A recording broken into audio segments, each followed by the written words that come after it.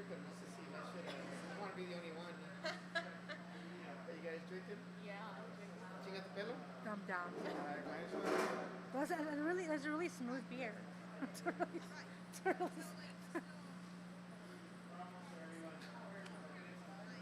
Can they hear us? Oh, can they hear us being nervous?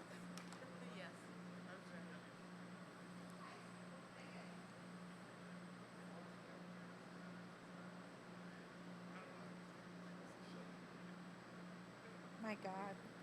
I swear to God, if this dude, if the Trump pulls it off, I'm gonna like move. No. No. I'm still gonna stay. Getting more stimulus checks. Just kidding.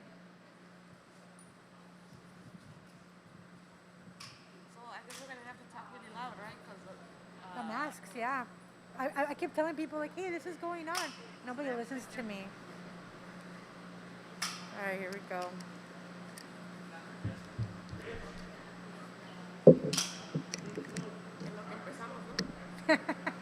I feel like they can see us. I don't know.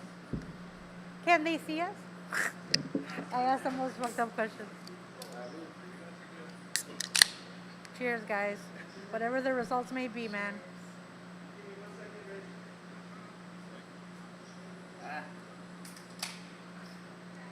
Now I need to break shit down.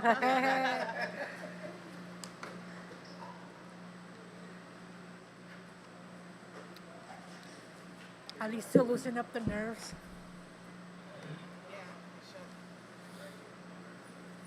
I'm not even nervous about like this type of stuff. I'm just nervous about the results. Well, it's doing it. It's doing it. It's doing its thing. Georgia went back up. It's going to 55% Democrat. If we can flip Georgia, that's freaking incredible. Some of the folks are gonna join Zoom at 6:45 ish. So in 25 minutes, unless we want to push them. Running behind? Yeah, I don't think so because they needed to get out as soon. I could just. Oh, okay. Oh, okay.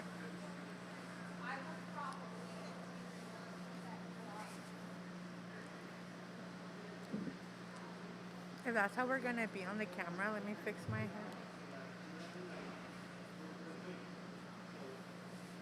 We got 52% recording. Yeah. So now,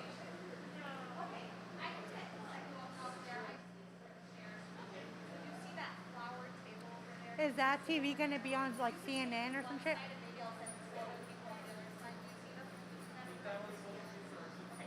Ah, okay, cool, cool.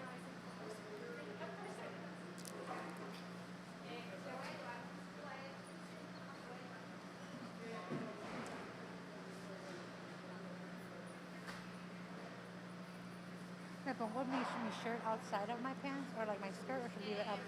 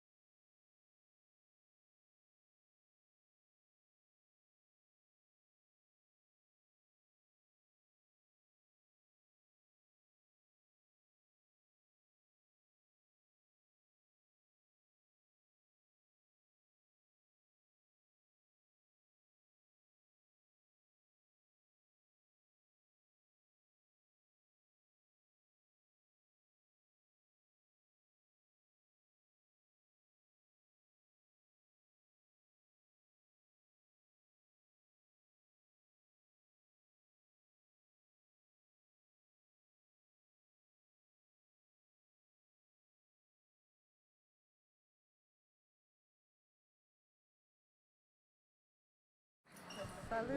Salud. Yeah. Muchísima suerte ya.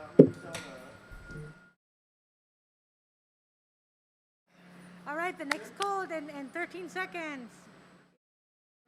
10, 9, 8, 6, 5, 4, 3, 2, 1. Let's see. Next post close, and now this is where West Ohio. Virginia. Thank you so much for being a part of this. No, thank you for You're having us. incredible. Just an issue is this monitor is flickering. Okay. That's So totally fine. let's try another HDMI connection maybe. That one has two. There's two ports. And then I have another one. And I might have I like how they have them up, but they're too early to call. They And call the West next- Virginia, surprise, surprise. Yeah, we'll get that next time. What's up, man? Salud, salud, man. Key race alert. Let's see. Kentucky. Okay, Florida. It's neck and neck, but Biden has it 49. No, I guess neck and neck. We're there. It's neck and neck. Yeah, about 100,000 votes. Yeah. We're still out there, guys. Florida's not forgotten. There was a lot of work done down there by a lot of organizations. So let's not go Georgia's forgotten. getting closer, too. Virginia, we already saw that coming, but it's not reporting all yet. It's only 2% reporting, and it's not on our favor. South Carolina, we already knew the South is kind of hard, but no, I guess Kentucky went red, but it's only 18% reporting. Our mics are good? Yeah, no, folks can hear us. All right. CNN has it 59 in and for Trump. Yeah. For New Hampshire too. I mean, again, these might be the smaller towns, like the more rural that you actually get a call like this is how many people voted. Oh, no, but we have it 63 with Florida. Jesus, take the wheel. Oh, my God, just going back and forth. I mean, I'm very pessimistic, man, about Florida because I get a lot of different news Yeah. out of there. So I'm hoping that I mean, just the heartland, la gente que no tiene tanto beach, can kind of bring us back to earth a little bit because it's too much. Es demasiado. I just want to bring the notes up. Joey got called for a last minute audition that he has to do. So if he joins us, he's going to join us late. So that little window of time, we're going to have to fill it in. but there's so much to talk about that's not even funny. And then obviously when Maria comes, she'll join us here. And then we'll see our people here. So, Rick, the only issue is that at some point we got to put the Zoom feed on there so that we can see whoever we're talking to. So that's it. I know. That's the only thing I think. And then I think we're good, right? The mics are on and people can hear us already. Yeah. Now let me just bring the Google document that y'all made. I pray to the Lord, baby Jesus, que aquí está. And our guest that's gonna arrive at around 6:45, they're already on deck. So like they're decked to join at 6:45. Oh, I'm excited. All right. As far as the introductions, ¿cómo le hacemos? Do you Just want to go to around? everyone goes around Yeah. and throws down? I think you should introduce us and like not us, but Combi and all that good stuff, the production. Okay.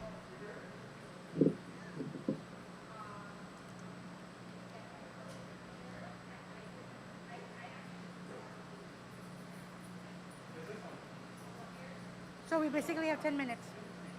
10 minutes. Yeah, thank you. I know this is gonna be. This is a lot. You know, the studio, all gangster. Can we say it They haven't called live? Indiana, though, right? It's because they're showing the leaning Trump, but they haven't called it yet. Yeah, they haven't called it yet. Okay. There's still a lot of early mail-in ballots that are going to be counted.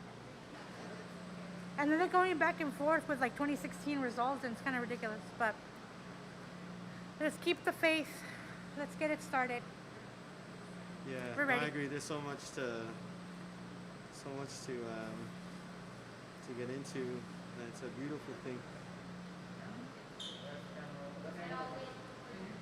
Yeah, Mitch McConnell hasn't won, but it's looking like It's starting to come in. yeah, That's a super dream. yeah. He's at 57%. It's always at like this, 38. but like right now we won Miami. We're at 54% there, beating Trump, the bigger the bigger cities are gonna go for that. We still have Tallahassee and like the Panhandle in Florida. So, Oh my God! I'm and so one thing nervous. that we'll see is that. Beautiful thing. So yeah, let's get started. Let's do it. If you want to move over a little bit this way, just a little bit. Okay. And then, am I good here? Yes, but you gotta move closer to your mic. Oh shit! Am I good? Check. 1, 2. Check. I'm good.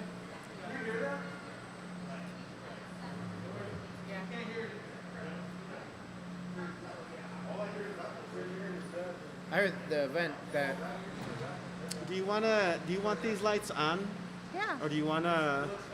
Yeah, Is we're it good. okay? All right. Awesome.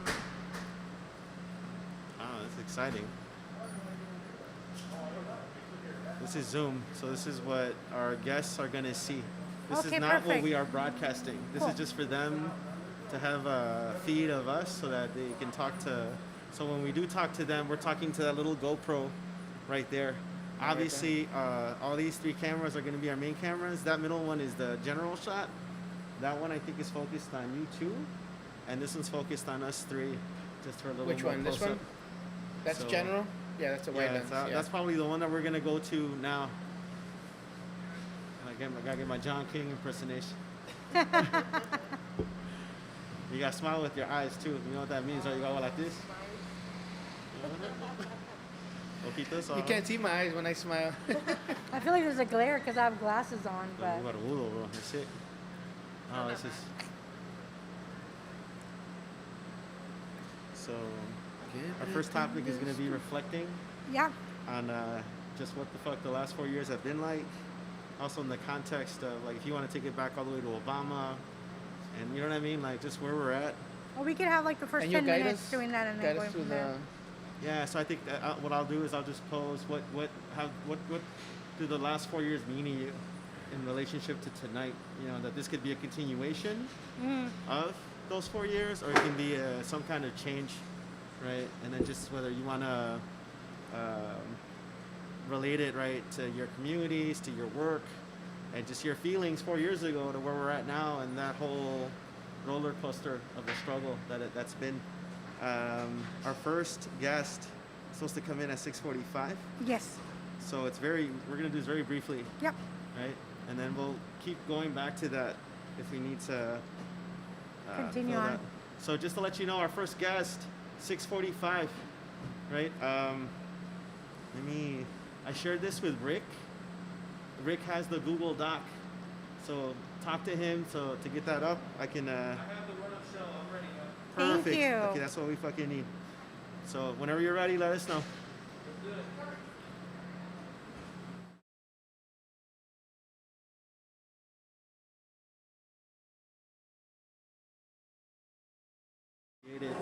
About just some kind of community synthesis, the way you do it with your newspaper and your journalistic stuff. We got to do our thing because I don't know if Univision, Telemundo, Right. all those places speak for us. Sometimes I feel they try, pero you know what I mean? Like they're so in the business that sometimes we have to. And Univision is still Cuban owned. Right? Cuban is, Cuban from Miami owned. Yeah. So I mean, I think talking to that would be fucking really important to talk about like media and organizations, representation, and what does that look like, in this day and age. And obviously, what is it, to get regular people and give them a chance to speak on a night like this and then connect and all that. Chingoncísimo. I'm already.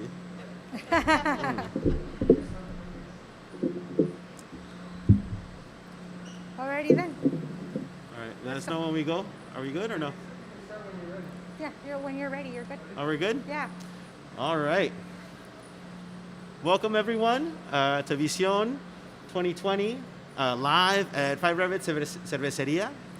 My name is Pablo Serrano from Combi, from the People's Stage, Karaoke, from Pilsen, from Chicago, from Illinois, from the United States, from planet Earth, because we got to talk about all these different ways that we connect. And I am absolutely ecstatic to be with some camaradas, some people that I really respect and I'm looking forward to learn as much as I can from you about, what's happening tonight and where we're gonna be when this is over. So without any further ado, please feel free to share and connect. Awesome, Ladies awesome. first. Well, thank you so much, Pablo, for inviting and for like curating this space for us here in the Midwest, but also across the country and across the globe. We have people from Colombia and Mexico yeah. looking at this YouTube live stream, and we're gonna have people from around the country. My name is Jocelyn Sida.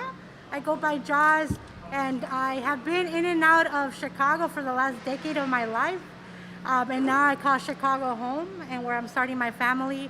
Big shout out to my husband, first responder, who's working tonight as a firefighter. But yeah, no, I'm honored to be here. I've been working in campaigns and politics for the last 12 years of my life. 4 years ago, I was in Nevada. A really, really important state was purple, and a lot of us helped turn that state solid blue. And so we're hoping that that state remains the same. And currently now I am working with a national org that focuses on Latinos and the environment called Corazon Latino. So we'll have a guest here today who works with me, who's one of my mentors, who's going to talk about our work across the country when it comes to that. But it's full circle for me being with these beautiful people here and making new friends. So thank you so much for the space. Well, hello everyone. Thanks, Pablo, for putting this together. I think it's really necessary to have spaces for Latinos and immigrants and just, a diversity of people to come together and talk about the issues that are impacting their lives, and also how the politicians who are currently in office, impact, those conditions, and how they can empower themselves to change the world, not just through voting, but also through organizing. But of course, voting is a very important component of that. So I'm hoping that we can talk here about, as Chicago voters, about what is our place in the country and in the world, and how we can impact national politics too. All right. Thank you again, Pablo, for having me and for having us. My name is Jesse Iniguez, and I am a co-founder of Back of the Arts Coffee. I've been a political activist for well over 15 years, working mostly local campaigns, and working at the aldermanic level and in different local campaigns. 4 years ago, I actually worked at the Bernie campaign. I at 4 different states, and so it was a real devastating one when Bernie wasn't our nominee 4 years ago, let alone when the man that sits in the presidential seat today became president. So this has been an ongoing thing for me, just trying to get, mostly more than anything, what I do is I try to get people to vote, to get involved, to get informed, and register people to vote and get them involved in the political process, right? And I think that's something that maybe we can talk about today beyond what the results are today, that we can look forward and see how do we grow, whether Trump wins, whether Biden wins, what are the next steps, and what can we do as citizens, residents, and non-citizens. How do we get involved, and how do we move this political process forward?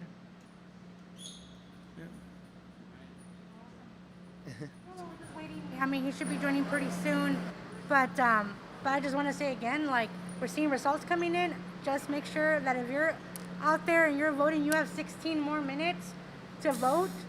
Stay in line. Yes. Take a screenshot of you at the line, so that we can mark the time, so that if you are there even after 7, you still have the right to vote. So just make sure that you do not leave at all if you're at a polling location. Super shout out for the United Center for opening up and creating that big space for folks to vote. That is amazing, and I'm glad that they used that. And I want to say that was a response to NBA teams essentially going on strike, right? After a series of police shootings against black men in the United States. And so this sole action of, basketball players deciding not to do their job, right? Not to play for their fans, that really caused some kind of revolution within the NBA. And people started questioning what should be the role of player representation and self-expression within the league. So as a result of those conversations that were had internally, the NBA decided to open up a lot of these stadiums for voting, and the United Center was one of those places. Like I said, 15 more minutes before they close the polls. If you're watching this and you haven't gone out to vote, get out there, get online. There's probably going to be a line, but it's okay. This is so important, not just for the presidential election. We also have local ballot measure voting for the fair tax. I support the fair tax, and I hope you do as well. But make sure you go out and give your voice. But also, we have other elections as well. We have some of the important ones that we don't talk about all the time is the judges, and so this is so important because they have a more direct effect on your livelihood. If you ever have to go to court for whatever reason, these are the people that are going to be hearing your case. So make sure you go out there, get informed. There's plenty of websites right now that are showing who are qualified, who's not qualified, how they voted, or have they impacted our community negatively. But this is so important. Make sure while you're standing in line, you look it up, look these people's names up. That's one of the most important things that are on the ballot is the judges, but we don't often talk about it because there's so many of them, but it's so important. So again, you got less than 15 minutes now. Make sure you go out and vote. Jesse, I know that you're particularly passionate about the fair tax. Can you explain, what that means and why it's important to vote yes on it? Sure. I mean, so basically the fair tax, all it is allowing for the state of Illinois to make an amendment to the Illinois Constitution to allow us to do a tax that's a graduated tax so that different income levels can get taxed differently. This is not, it's not about raising taxes. They can raise the taxes even if it doesn't pass. Exactly. Even, in fact, if it doesn't pass, guess what? They're going to raise taxes on everybody. So make sure, if you can, vote yes on the fair tax. And that's when 97% of the population are either going to stay the same or are going to pay less in taxes. You only have to worry about it if you make $250,000 or more. And if you do, come on, take care of us that can, do your part, So I think our guest is waiting on the Zoom. Is he on? Yeah? Our guest. Yeah. So yeah, in a little bit, we're going to be joined by Corazon Latino Executive Director Felipe Benitez. We're going to make sure There that he is. he's ready to go on there. And this is our Awesome. first guest. We got to make sure this is the first time we do it, so excuse a couple of the hiccups that might happen with this little barrio broadcast coming I in like that. from. I love it. And I always say, don't let the perfect be the enemy of the good. So right. that is real. And I definitely am honored to introduce Felipe Benitez, who's the executive director of Corazon Latino, which is a national organization that focuses a lot on the environment. And this is the first year that they did a civic engagement political program. So hi Felipe, can you hear us? I can hear you. How are you guys? I think we might need to ask him to unmute. Yeah, maybe you're muted. No, I'm not. Oh, he Oh, can hear us. but Okay, just give us a couple more seconds. We'll Sure, get you I'm in here, so don't we worry. so we can have a good conversation. We allotted a good solid 10 minutes for this. oh, Awesome. There's volume there. Okay, Some let's is try there. again. Let's see if it's a little loud. Should we ask him? Yeah, do you want to? Yeah, we can hear you, Felipe, really loud and clear. Cuéntanos un poco de ti, amigo. Tú sabes que aquí estamos todos latinos unidos y pues gracias para ser líder de Corazón Latino y quería darte aquí la plataforma para hablar sobre la campaña, la organización and just what we're doing with the environment and the political work that we're doing. Well, thank you very much. Thank you, Joss, for inviting me and for everybody for having me. As Joss mentioned, Corazon Latino is an organization whose mission is to reconnect Latinos and communities of color with nature. And I'm saying reconnect because we as Latinos, nature and connecting with our Madre Tierra is part of our culture, of our education, of our DNA. Sometimes we forget about it, but that's when Corazon Latino comes in. So we really seek to empower our communities through the connections with nature. And nature, as you know, brings so many benefits. including health benefits, including obviously economic benefits, and will a better person, better families, and better society if we're in connection with nature. So we help uh, federal agencies, organizations, anybody who really wants to meaningfully engage with Latinos uh, in conservation and green topics. We're here to help. So yes, as just mentioned, this is the first time we're doing as an organization a civic engagement program, and I think we did a pretty good job. Yeah, awesome. And then I definitely want us to talk about, because I know we're getting results of Florida right now, and we've done a lot of work in Florida, but I also want to emphasize the work that Corazon Latino has done for the last couple of years in Puerto Rico, and you know, with the Yunque Forest. And I think that's something that is unbelievable with the folks on the ground giving out food. But can you talk about a little bit about that and how the Puerto Rico community moving to Florida has had a big impact on this election cycle? Absolutely. So we were invited to do some work with the Yunque National Forest in Puerto Rico by the U.S. Forest Service.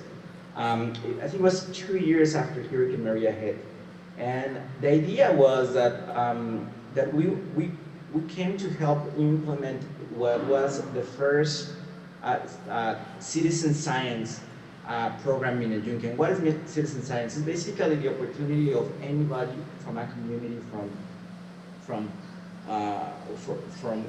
of a geographic area to be part of creating science within a specific land. So we engage the community not only to help respond to some questions, what happened after Hurricane Maria hit El Yunque. If you see the pictures of the days after Maria, it looked like the El Yunque, which is our only rainforest in the U.S. in the country. It looked like they had burned it. Like it was completely pelón. So no había nada. And what happened was 2 years later, the vegetation is back. There's greenery. There's like almost as if Maria didn't happen. However, the composition of the forest completely changed. So the managers, the forest managers, need information on what grew, what continues to be there. But obviously, it's such a great area that we need to bring help. So the help comes from the communities that live surrounding El Yunque. And part of any public land, federally or state managed, is there's a process in which you invite the community to be part of the decision making. That's incredible. Did the volume go away? Oh, okay. And so, is he still on? Because I feel like, did he finish his question? Felipe, you're still on? Can you hear us? Maybe, did it go mute again? Are you on mute, Felipe? Okay. Then it must have been on our end, maybe. I mean, well, as Felipe is kind of, we're trying to get Felipe, we're showing that in Florida, with 80% reporting, Biden is still leading by a small margin. Very small margin. Maybe Yeah. as he gets on, we can ask him what kind of effect the Puerto Rican community is Yes. having in Florida. Yes, I'd definitely. be interested in finding that out, just knowing his work. Yeah, and obviously, and there's a lot of Are we connecting to Zoom, right? Because I mean, working in the civic engagement program, there's a section of Florida that has a lot of the Puerto Rican community that moved there ever since the Maria hit. And obviously we saw Trump do a lot of political tactics, right? Where he was like, finally he approved the budget for like to be able to help people after they were victims of the hurricane. Right, like about a couple weeks ago, and even like a month and a half ago. So like he was throwing all these things that maybe he's trying to sway that vote, but a lot of people were displaced, and they were sent to they moved to Florida and they moved to the Central Corridor. Yeah. And so we're seeing, although that they had a big turnout, with Corazon Latino and other organizations, we were able to outreach over 100,000 people, and about 30,000 there in that area. But reaching out, we had about 30 volunteers from Puerto Rico who were calling and texting their families and friends in Florida. So that's some of the work that Corazon Latino really did. That was a nonpartisan, nonprofit C3, really focused on the environmental aspect of what's on the ballot vote for your madre tierra, vote like a madre. We were part of that campaign hashtag where we were able to do that. So Felipe has been leading that way. Go and get that work now. I feel like the whole nation was like witness to the complete disregard that Trump had for Puerto Rico after Maria and just in general, right? Refusing to or just being reluctant in sending federal aid after the natural disaster. So I understand if Puerto Ricans are pissed off and want him out of office. And, let's remember that also recently there was somewhat of a revolution in Puerto Rico too, with, they were able to remove the former governor, Rosselló, right? And unfortunately, he's been replaced by a Trump sympathizer, Wanda Vasquez, but still, there's still a lot of opposition to her mandato, and so I think there's a lot of potential in Puerto Rico for, this continued struggle against the power structure, which is, very Republican-leaning and conservative, and so it makes sense to me that if Puerto Ricans are moving to Florida, that they're kind of skewing the numbers. Yeah. Yeah, and then I think versus 2017, there was rapidly like a million voters that registered that were Puerto Rican, and that is incredible. I don't think we're going to be able to get him back. I don't know. If that's okay, I think we can keep going. Oh, but talking I think, about the I environment. mean, obviously, there's been questions, all right, politically about, for example, whether or not Puerto Rico should become a state. Should there should be a change, right, in the constitutional power that a place like Puerto Rico has, right? And then another thing that you see a lot is, especially with the Hurricane Maria, you saw Trump demonize the Democratic mayor, right, San Juan, and just punctuate that theme that he's applied viciously to Democrat-run cities, and just really use the historic disinvestment that has happened to predominantly minority communities of color against them, right, to justify this horrendous narrative of law and order and this completely hyper-focused attack on the way things are. I really do think that he has something, against brown people. I mean, black and brown, but I honestly don't think that he can tell the difference between Mexicans and Puerto Ricans. There's a lot of difference, right? Just You know, remember, there's Southern Mexicans and island Mexicans, right? No, but I think to that point, it's even talking about the elephant in the room, right? There is going to be a good chunk, I think it's some upwards of 30%. They're saying of possible Latinos voting for Trump, right? And to your point, that like when Trump came out here with his hate towards and vitriol towards Mexicans, he was not just talking to Mexicans. He was talking to anybody with a Spanish surname, coming from any country in Latin America or here in the U.S. Right? So, how is that phenomenon? Like when someone comes out and comes with all this vitriol towards you, towards hate, towards your community, how do you still vote for that person? I don't know if we can answer that question, but I can't. I tell you, today I saw this like renowned, not anymore, I don't even want to say renowned, Yeah. but like actor mexicano Uh-oh. that went straight for the abortion, like Right. that the Democratic Party and the Planned Parenthood, that Trump is the only one that was able to defund, but they don't know that Planned Parenthood does way more things than just that, and that is a woman's choice, right? Right. These Trumpers, these folks are like, oh, I don't want to wear a mask. I don't want to do this because it's my body, my choice. Wow. But then this guy did a big Hypocrisy. ad today. And let me tell you, it was 300,000 likes on that ad. And I went through the comments and I was emotional, like in a whirlwind of people being like, es verdad. Who's the actor so we can Se put him on llama blast? Verastegui, Eduardo Verastegui. Oh, Verástegui, yeah. But I was like, Lord have mercy on our soul. But those are the sympathizers that use their national platform. Yeah. That are bold and unapologetic and ask for forgiveness, not for permission. And Yeah. not just telenovela celebrities. I mean, we have rappers Yeah. who have come out and endorsed Trump. Lil Wayne, Kanye, Who else? I'm sure I'm missing a, Did he call a couple. little bump? Lil Pump. He Little called bit? him Lil Pimp, Lil which is hilarious. But yeah. Is it Lil Pump like Mexican or something? I Or like, think. I mean, sorry. No, I- just to, before we forget, because I know we started a little late, pero what is the lasting image of Trump in relationship to his response to Maria and Puerto Rico to you? Because I think part of this is kind of remembering from the flood of craziness that the last 4 years have been, kind of standout moments that you're gonna like not forget, right? And to me, it's this one, right, where he's doing his little Kobe shooting towels at Insulting. people that have lost their homes, Yeah. and it's just like the complete lack of the magnitude of the damage. And we're in hurricane season right now, right? We just had Right. our 28th hurricane, and these disasters with climate change and just how much energy is out there. Like, this isn't gonna get better, right? This is gonna No. get worse, and bounty ain't gonna save you. You know what I mean? Like, we gotta talk Right. about.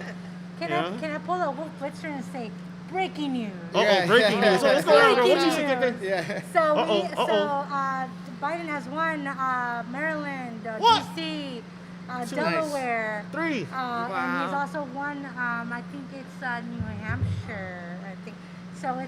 So it's really exciting stuff right now. 85 to 55, the count But I so do far. want to say this sad news coming out of Kentucky. Mitch McConnell has won re-election. For a split second, we were hopeful for the first 5%, but we have to be The real. Grim Reaper right there. He of has policy. more lives than I've ever heard in my life. So just Well, hopefully we take his power away by electing more senators. more Democratic senators. Yes. We need 3. If we lose, we need 4. So that's one thing to talk about. But 28%, 59%, 28% reporting, 59%. Biden has Ohio right now. that's So right. Wow, That's good. That's good. great. It's looking good. But to your question earlier about like the lasting image of Puerto Rico, to me, like I think Trump truly does see us as lesser people. So again, I go back to my question about Latinos for Trump. It's like he does not see you as an equal. So how do you praise him like a god? I don't get it. But to me, that lasting image is his response to Puerto Rico versus his response to the white supremacists, and how he doesn't condemn them, but then he doesn't help the people of Puerto Rico, right? So to me, that's the lasting image. Yeah. There's a lot. my lasting image is the mayor when she was out there Oh yeah. with the overalls that you go with, like when you go fishing, and she was helping people, and it's like women lead, and women are strong. You're right. That's a And whole other. it was empowering, and she's on the national level now, but it was her courage and her leadership that really was a contrast to the lack of empathy and humanity that Trump never showed. Yeah, that's been a whole other thing that has stood out the last 4 years. The way he's completely bothered and annoyed and has denigrated women leaders at every level, right? Angela Merkel Yep. to Gretchen Whitmer from Michigan to The squad. To even putting her life in danger, yeah, she and even after the failed soil attack, he still went on the attack on her. And just wanted to know that with 82% reporting, it's flipped. Florida has flipped a little bit to Trump, but only about 50,000 votes, more or less. So it's still very, very close. It's going to be going back and forth. So let's hope we don't have a repeat of 2000 in Florida. let's not depend on Florida. Yeah, Florida, let's not depend on the judges, okay? 2000. I mean, just understand that, right? Just a little flashback, right? Yeah. Just think about how different the world would be, right? If we had actually counted the ballots, all of the ballots in Florida, and gotten a Gore presidency, and you know what I mean, like the Iraq War, todo lo que desataron, Environmentally, like 20 years of Just- just a lot of stuff Yeah. there, and yeah, it's crazy. Yeah. To think about that. I know. We can keep going though, because actually our next guest is in the thick of it in DC. Oh, So what's going she's on? in front of the White House right now, and they're talking to media and all that stuff like that. But she's out there, so I don't think she's gonna Oh, be she able to can come give in us some updates about what's Yeah. going on. We'll be more than happy to to share. report that. Yeah, So she's so- in the thick of it right now, so we can keep going. Yes. So also just wanted it's just 11% reporting, but Georgia has also gone is flipped to the other side right now to Trump, but it's still again it's only 11%, and there's so many votes to come in.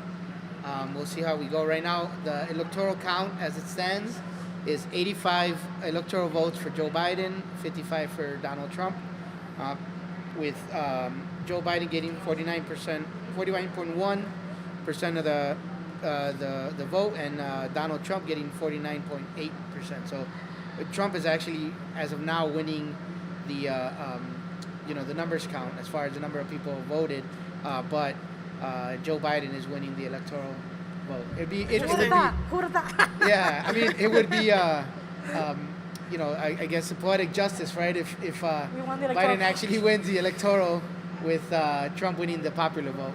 It would also be scary, to be honest with you, because that means more people voting Yeah. for Trump is not necessarily a good thing. So, And I think that one thing we learned from 2016 is people thought it was a joke, right? We saw a lot of projections, a lot of polling, and I'm like, this year, I'm like, we're not believing polls until the actual election because they projected, that Hillary was going to win and, all these things. But it's because a lot of people didn't realize that a lot of people lied about who they voted for. Oh, yeah. And so that was crazy. But what's crazy now, which I think we should definitely address, the elephant in the room is our masks, right? Like, voting this year was completely different. And in Texas, just barely today, I think it was last night, the court ruled that they were not going to throw away 120,000 votes because they were drive-through votes. And the Republican Party wanted it to be thrown out, all these 120,000 plus votes, because they thought that it wasn't valid because they put 10 drop boxes in more Democratic leaning precincts. But it's about accessibility because we need more opportunity to vote now that we cannot be in the same spaces or do in-person voting anymore. So that was pretty crazy. We have to talk about too, like the staggering corruption and mismanagement, right? Of not just the pandemic, but government services like the post office that were heavily leaned on, right, for mail-in ballots, absentee ballots, and obviously this election is unlike any other that we'll probably ever live through because of the pandemic, and obviously pitting people's desire to be healthy, stay safe, versus these broader political forces that are making people choose to take unnecessary risks because our government isn't acknowledging the horrendous danger that is there for an important part of our community, right? And I think it was today, right, that they tried to do a sweep at 3 p.m. The U.S. Postal Service to make sure they had no ballots, Yep. right? That all ballots were moving to where they needed to move, because in any other year, right, Great. these mail-in ballots don't necessarily have to be counted today. They can be postmarked today and get to where they need to be, tomorrow, the day after, and still be counted. And obviously we're going to see a lot more of those because people are choosing to stay safe, even though we're having some crazy cheating and working of the system with DeJoy, who has his own issues. Yeah, I think the level of voter suppression is going to be underreported. Oh, yeah. Just because it's going to be covert, it's probably going to be systematic to some extent, and simply the media is not going to be covering it the same way in red states, right? Yep. Because the media to a large extent controls the narrative, and if we have exclusively conservative media, determining the narrative in red states, then can we really trust them to be completely transparent with their coverage and to actually report on instances of voter suppression in their state? I understand why people don't trust the media, right? But yeah, I think there's going to be long lines. There's going to be just different ways that people are going to be discouraged or have been discouraged to vote. And, you know, we need to be on our toes. Just that break point. No, go ahead. I want to say even here in Chicago, I think oftentimes the national media portrays us as, you know, Chicago is a democratic machine, but it's not. I think it underplays that, like, there's those of us that are fighting the machine. So even though it's Democrat, right? It's still like we still have to fight, you know, the powers that be, right? And in this case, it sometimes tends to lean right, even though they're Democrats. So a lot of the voter suppression also happens, you know, locally, you know, with other candidates supported. With something like this, it doesn't happen as much, I think, but even sometimes unintentionally. Sometimes people show up to vote and the judges either don't open on time, they're unprepared. There could be aldermen or committeemen who may be right-leaning, who are trying to play shenanigans, or they're moving too slow, and people get discouraged and they leave, right? So there's so many, you know, so much, and even from having worked campaigns here since 2004, 16 years, 2004. Even I was skeptical with the mail-in votes, right?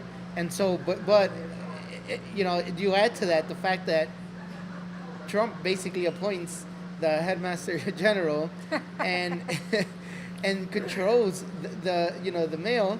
I mean, it's tough. Even as a business owner, like some of the mail that we were sending out for our own business was being delayed. Yeah. So I understand people being concerned, but I hope people sent their votes in, and if they didn't, that they showed up to vote. It looks like, you know, the voter turnout is showing that it's higher than normal, so that's a good thing. But yeah, it's scary, you know. Like, even, you know, you never know. Like, your vote could get lost in the mail, you know. But Yep. you still have to do it. You have to trust the system, and hope and pray. So, breaking news, Pennsylvania at 1%, Biden is at 79%. But the other big one is Michigan. Michigan right now has come off strong for Biden as well. And that's the thing that we're talking about, building that blue wall again.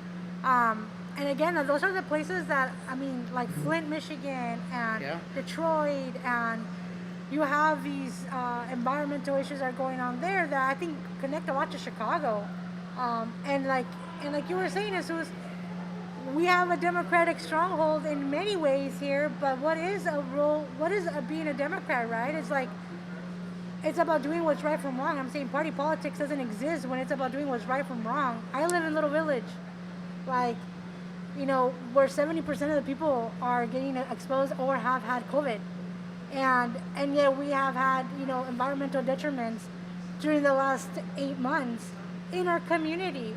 And our people don't stop working. Our people don't stop going places. We don't have access to clean spaces. And I feel like our twin neighborhood is Flint. Like, that's how I feel sometimes. And so how do we go from there and hold people accountable to help us in our community, where it's not just about plowing their alley, but plowing all the alleys. Yep. And it looks like Texas also with 23 reporting. Right now it's in favor of Biden, but again, there's still a lot of rural votes that are to come in. Yep. So I don't want to get anybody too excited, but it's nice to see it blue for once, you know. Yeah. I mean, it's a sign of things changing, right? Because like it or not, like, everyone has certainly been affected by either the pandemic, the economic policies, right? The judicial decisions that are on their way. Just a lot of the things that are there that we have to deal with, especially, I mean, our communities that care a lot about immigration, right? I think, I mean, my parents were immigrants, first generation. I came in my mom's womb in 1979, and I was born here a couple of months later.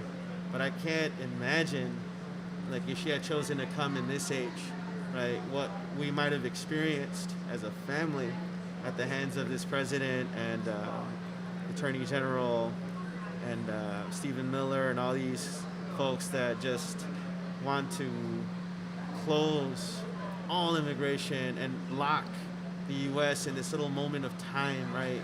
And not understand that we're part of this global community, and we gotta connect. So, And it's funny you bring Stephen Miller up, and oh my God, he reminds me of, like, God. people make the comparison, and rightly so, of Trump Stephen Miller. to Hitler, right? But I think the better comparison, and I can't remember his name, but the minister of propaganda, the minister of information from the Globals. Hitler campaign, that is who Stephen Miller is. This guy is not a good person. This guy is purely evil, and the fact that he's in the background, we don't talk about him as much, but a lot of the things that are happening, Stephen Miller has his hands on, particularly with immigration, with people of color, with brown folks in particular.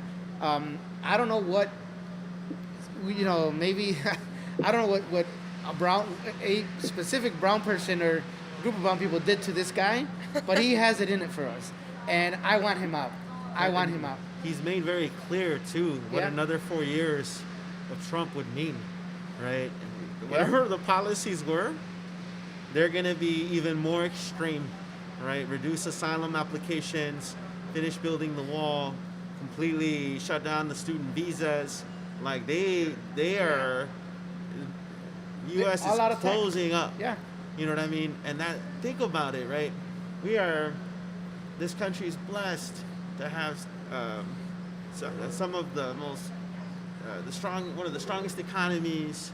I mean, it's not equal in terms of distribution of wealth, right? But there's a lot of opportunities here for people, despite these conditions, come and work and hustle in communities like Little Village, Pilsen, back of the yards, and we're closing up.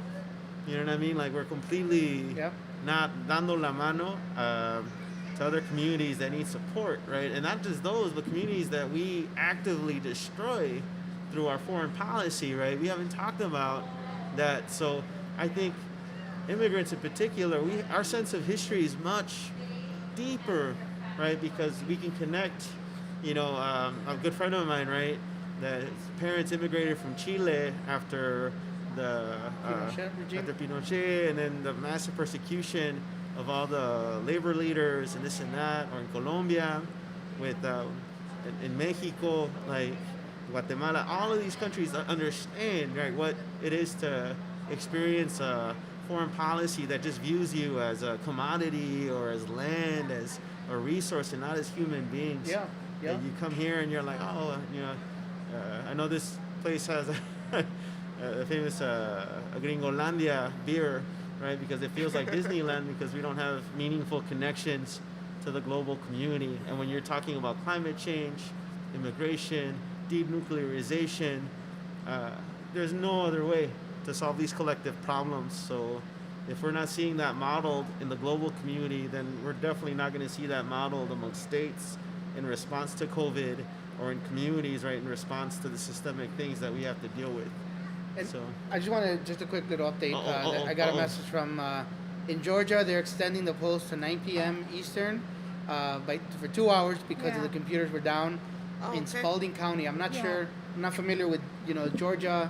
I just messaged some friends that are out there in Atlanta who'd see if they know where Spalding County Yeah, I is. So got you. we're not sure if that's a got Trump you. supporting county or a so it looks like it's most likely a Trump supporting county.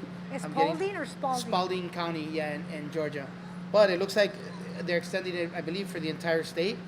So that's a good thing, hopefully. It's We'll right see. next to Jackson and Sonoya, so it's not. I think it's like a small town.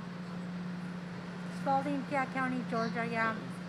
and that's part of the beauty, right, of this country, right? That we experience all kinds of different issues, right? Some polling locations don't open on time, so you got to extend those. And since every county and state organizes their own elections, there is no macro federal system like there is in other countries. You're gonna get stuff like this. It's a little bit south So- of Atlanta. Yeah, and so they're only extending the polls in that county because that county I'm getting as from I friends. want to tell you something funny.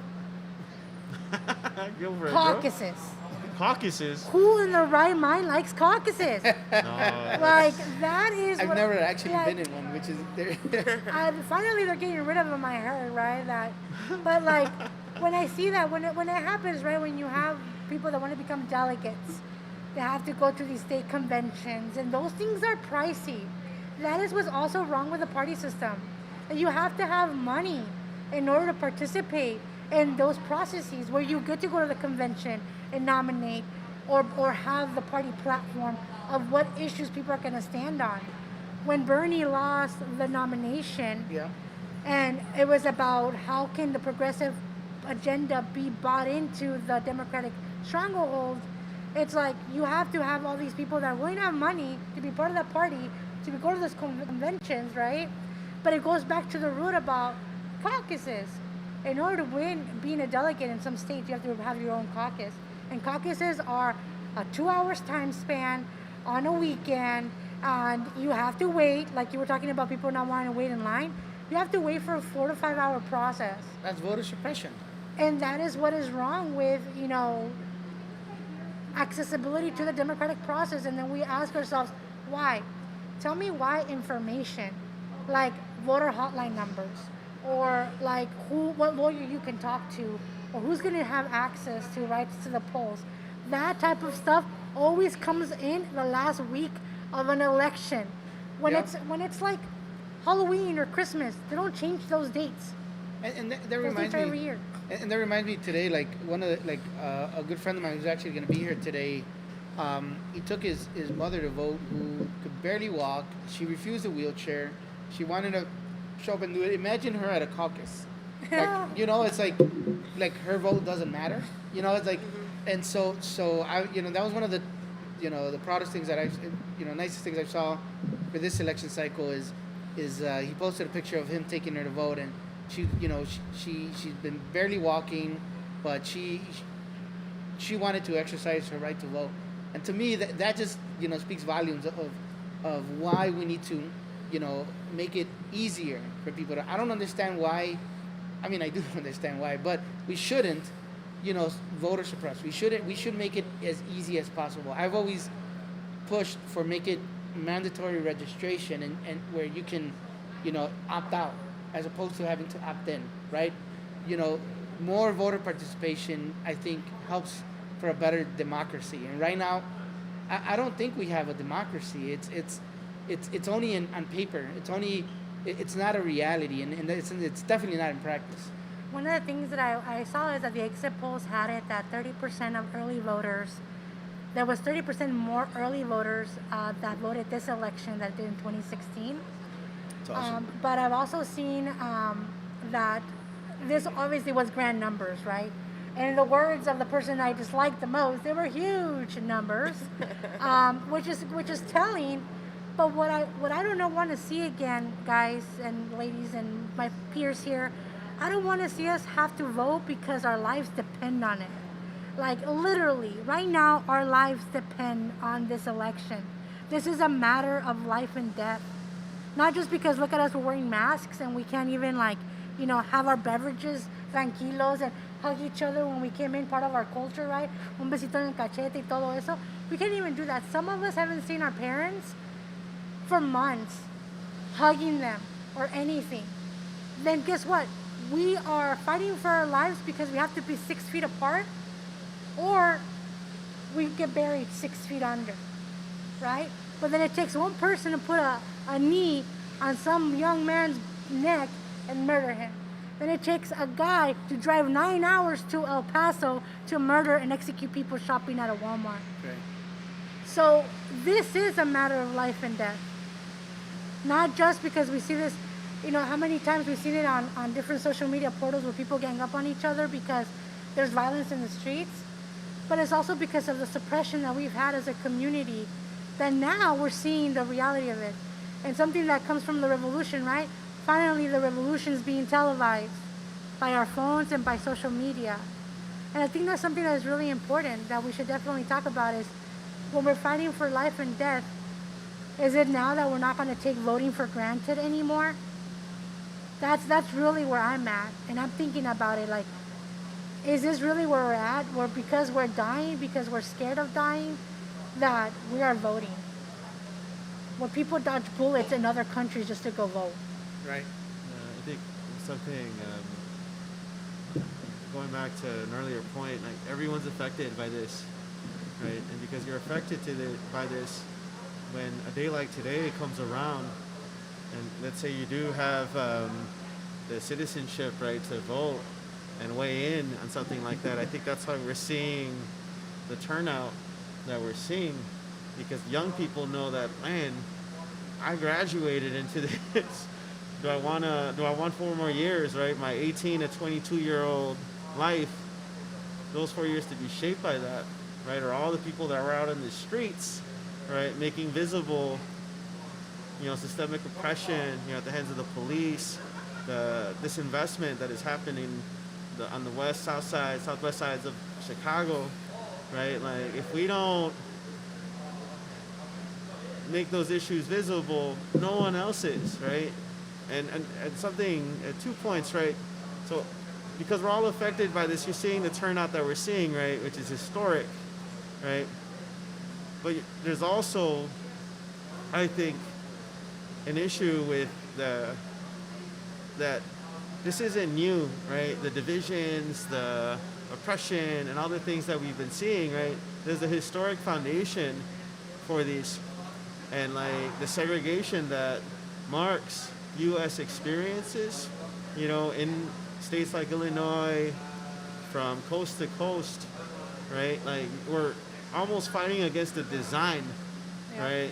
From redlining, from slavery, from the anti-immigration policies that completely uprooted immigrant communities, to the way that history is almost not present, right?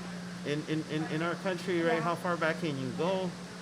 And it's that's how the design hides itself, right? And perpetuates itself moving forward.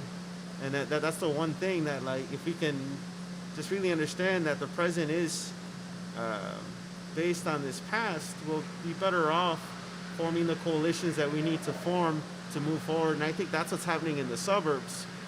The suburbs understand the cities to a certain degree, because a lot of the people that moved into the suburbs moved from the cities, fleeing a lot of the problems that they could financially afford to buy out of, and hey, I'm going to move here. But if you ask them, right, like, does systemic racism exist? A lot of them will probably say yes, because I moved out of that. I don't want my kids profiled. I don't want my kids at an elevated risk, right, of experiencing gun violence because of the lack of economic opportunities in our communities. So I think as a country, we're seeing the suburban communities start understanding the design, right, that we need to change on a scale that is national, right, that is collaborative. And hopefully, I think the Democratic Party gets it, right? Bernie supporters are much more about the coalition now than what happened in 2016, right? Where there was just a lot of division, a lot of unfair treatment too to the democratic process within the Democratic Party itself. So I think people understand what's at stake. So hopefully, we act like it. And if we can learn anything from Republicans, is hold your ground. We need to do that a little bit better. They build coalitions. Rather they're doing it with some of the wrong groups in society. But they're building coalitions and they're winning. Mitch McConnell. Those that know me know how I feel about him. But he's been effective for the Republican Party and for his base. He effectively stopped Obama's nomination, and he rolled in, the Republicans' nomination for the Supreme Court without the Democrats being able to do anything about it. So if there's anything we can learn from that, it's that specifically. That's a great segue because we have our next person should be on. Our next guest should be on. Yvette.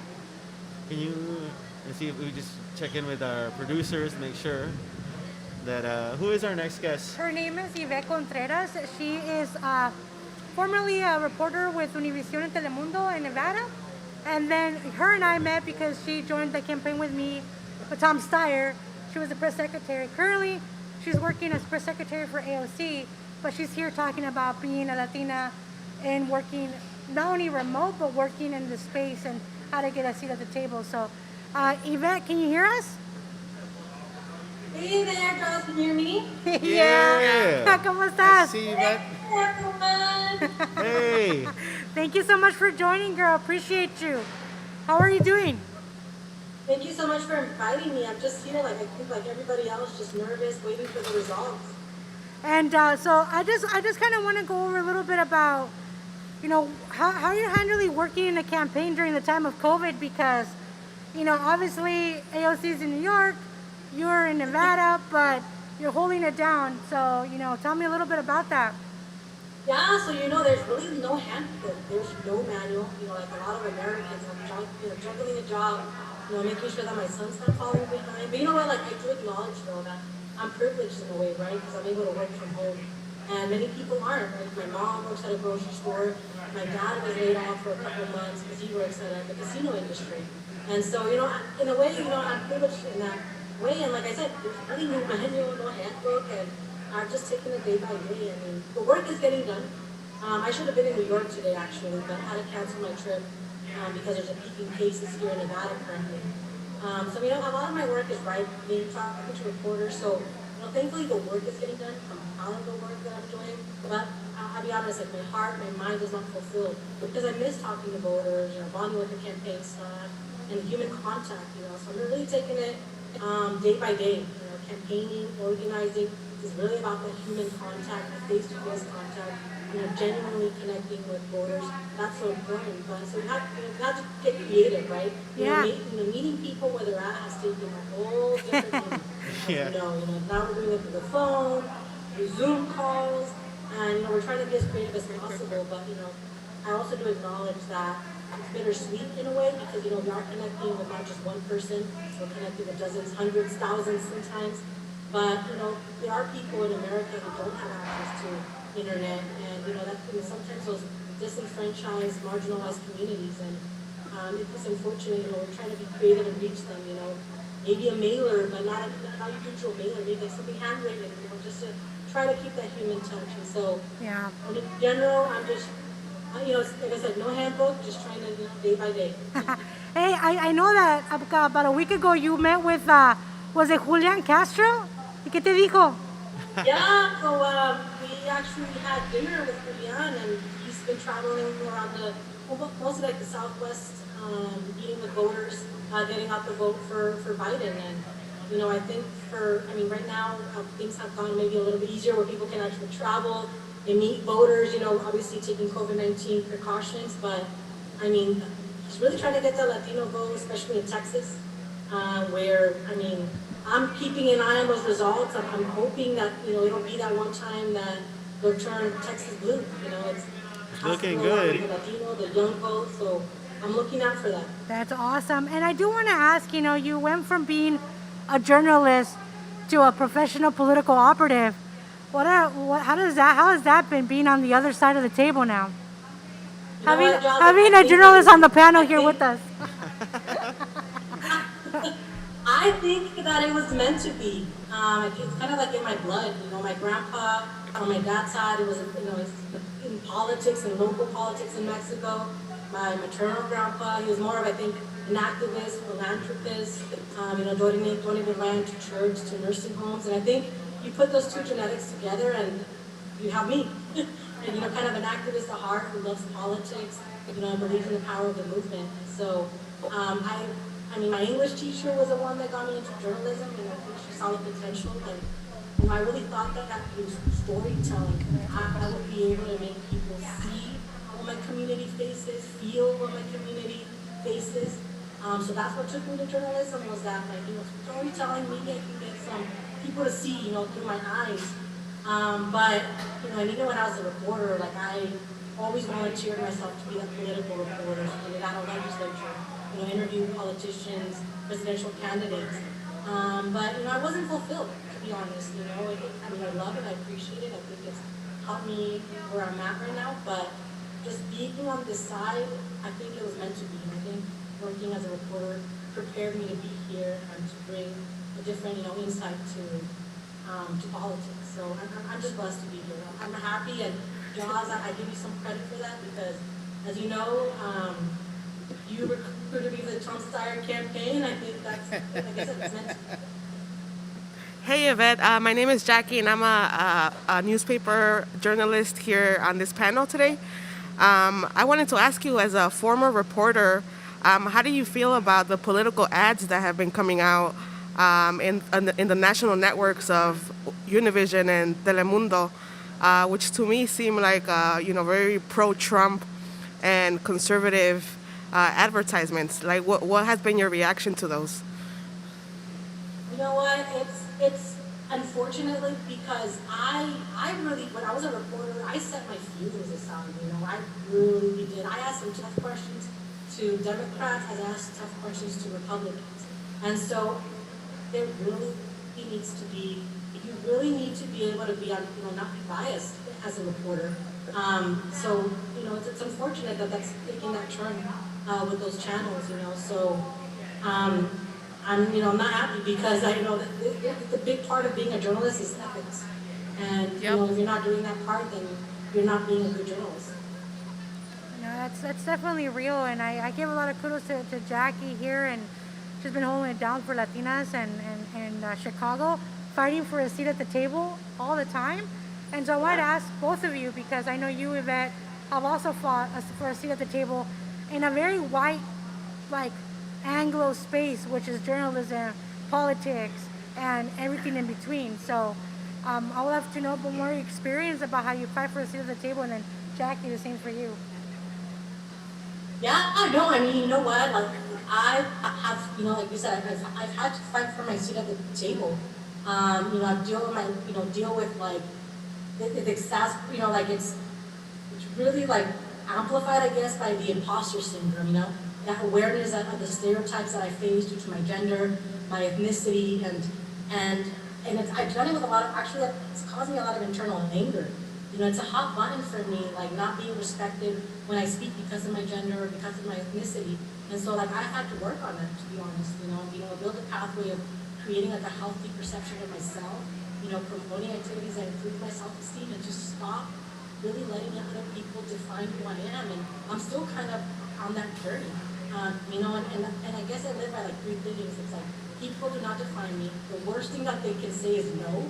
And when they say no, I have to have a case ready and push it one more time. Because if they say no to you one time, you still have to push it. That's the rules of sales. So I really, use that for that. And ironically too, I've also had to fight for my seat at the table in Latinos. When I started working as a reporter in Univision, or before I started working in Univision, I found out that I didn't know enough Spanish.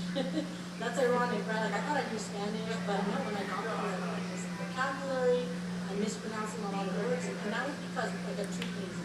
Number one, my English was my dominant language, and number two, a lot of people don't know that my mom had a 6th grade education, so a lot of the words that I learned in Spanish was from her, and she didn't know she was wrong. I didn't know it was wrong until I was put on camera, and people were making fun of me, or my own coworkers were making fun of me. But you know what? That was fuel for me to get better, to improve my Spanish. And a year later, I was doing live TV, going live in Spanish. And so I think I used, people not wanting me having to sit at the table, just fuel to get better. Yvette, I had a question for you. My name is Pablo Serrano, and this is kind of a weird question, right? Because I know there's some gender issues in the Latino community when it comes to the support that Trump is starting to build and manifest, especially in Latino men, right? And I'm just really curious as to, from your perspective, what do you think is happening, right, amongst the brothers that are rocking that Trump train, right? And just what advice, where do you see that going? Because I also strongly admire AOC, her leadership. I think she has tremendous potential, along with Julia Castro, and Joaquin to, take our community to a whole other level in terms of making us visible. But from the gender perspective, I feel like that's a conversation that we need to have in our community, and I'm hoping that the panel here can follow up on that to share those thoughts. But what is that looking like to you, Yvette? No, that's totally true, and it kind of goes back to like I have to, find double, right? Like I have to find that I'm Latina, that I'm brown, plus then I have to I'm also female, right? And there's stereotypes associated to that. So this is a conversation that yes, we do need to have. And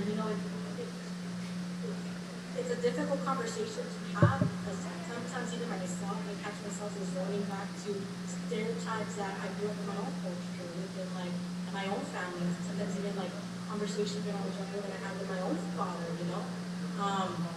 And so we do need to do it as being working AOC, and you see how she's treated, right? I mean, Bernie Sanders has been running on this, democratic socialist agenda for years. Like this is his thing, but then you get a Latina running for the same exact agenda, and then what happens? She's attacked. She's they associate her to all these communist countries. They to Venezuela, to Cuba, and it's nothing to do with that. And it's something that we do have to fix. Thank you so much, Yvette. I really appreciate you, and I want you to meet Jackie one day when you visit me in Chicago. But I do want. That would be great. Yeah, no, but I did want to say you're in Nevada. We all know Nevada has a little bit of blue country, purple country, red country. How have you seen it? What are your projections for Nevada? Man, I think there's a blue wave. I think Nevada, will be blue. And I know, 2016, Hillary Clinton won here, and I think it's going to happen again. And, I'm just proud that there's been a great turnout when it comes to Latinos. I think I was just reading earlier today, and I quote here from a reliable source, I think 150,000 Latinos voted for me in Nevada. And I know that for Chicago, that sounds like, oh my God, that's nothing, but that's big in Nevada. It's a huge number. That's so I'm proud. If people here are getting mobilized, and that's what I'm looking for Nevada. And I guess I'm mostly keeping a close eye on Florida and Texas. So that's where I'm at right now. That's awesome. Well, I like to say Latinas lead all the way. I'm so proud to know you, to call you a sister, and to build a community. So thank you so much, Yvette. Go get some work done. Go do the damn thing. That's right. Get it. Yeah, thank you so much. And I just want to say that, whatever happens tonight, let's just remember that, we're neighbors. We're all still going to be neighbors when this election's over. Trump isn't going to be bringing up our groceries at the store, cleaning up our yard. Biden's going to be fixing our computer AC, or waving at us from their front yard as we park driveway.